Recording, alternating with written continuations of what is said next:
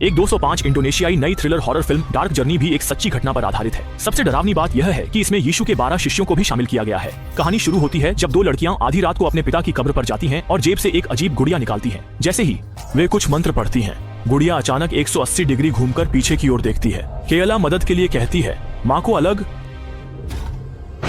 करो। तभी कब्रिस्तान का प्रबंधक आ जाता है। डर के मारे वे तुरंत गुड़िया लेकर वहाँ से भाग जाती हैं। लेकिन जब केला और उसकी दोस्त कार में लौटती हैं, तो उन्हें पीछे के शीशे में एक भूत दिखाई देता है। घर लौटने पर केला को भूत की दीवार का सामना करना पड़ता है। वह सोफे पर सो रही अपनी माँ को देखती है, कंबल ठीक करती है और अपने कमरे की ओर बढ़ती है। तभी उसकी माँ की छवि फिर से प्रकट होती है। अब तक उसे लगता है कि यह उसकी आंखों का धोखा है और वह बिना किसी चिंता के अपने कमरे में भाग जाती है। वह कब्रिस्तान से लाई गई अजीब गुड़िया निकालती है और अगले दिन सुबह उसे दरवाजे के बाहर कूड़ेदान में फेंक देती है। जब वह स्कूल जाती है तो उसकी दोस्त का चेहरा बहुत खराब दिखता है और उसकी गर्दन पर एक नीले निशान का पता चलता है। दोस्त कहती है कि शायद वह ठीक से नहीं सोई, इसलिए उसने ध्यान नहीं दिया। लेकिन जब केली स्कूल से घर लौटती है तो पाती है कि उसकी माँ अभी भी पड़ोसी के साथ है। वह गुस्से में अपने कमरे में लौट जाती है। जब वह परिवार की तस्वीर देखती है तो पाती है कि फेंकी गई गुड़िया वापस आ गई है। यह देखकर केली डर जाती है और फिर से गुड़िया को कूड़ेदान में फेंक देती है। जैसे ही वह गुड़िया को फेंकती है, आसमान में बिजली चमकने लगती है। उसी रात भारी बारिश और गरज के साथ वह भूत फिर से प्रकट होता है। वह लौटकर सीधे सो रही केयला की माँ के पास जाता है। केयला की चीख सुनकर उसकी माँ जाग जाती है। जब वह केयला के कमरे में पहुंचती है तो देखती है कि उसकी बेटी दीवार की ओर मुंह करके कुछ बड़बड़ा रही है।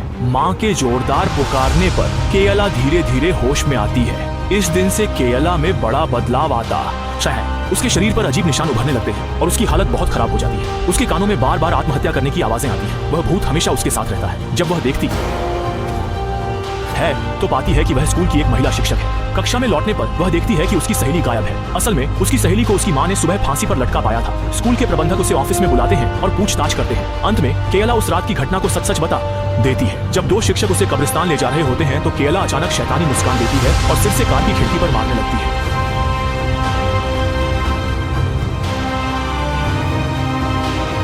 फिर शिक्षक उसे स्कूल के मठ में ले जाते हैं। एक बूढ़ा व्यक्ति उसे बताता है कि केवल एक पादरी ही मदद कर सकता है। वह इस समय बाहर एक लड़के की आत्मा को शुद्ध कर रहा है। वह मठ में एकमात्र पादरी है जो आत्मा को शुद्ध कर सकता है और उसकी शक्ति किसी भी सामान्य दानव से अधिक है। जागने के बाद केयला अपने शरीर को नियंत्रित नहीं कर पाती है और कक्षा में पागलों की तरह खुद को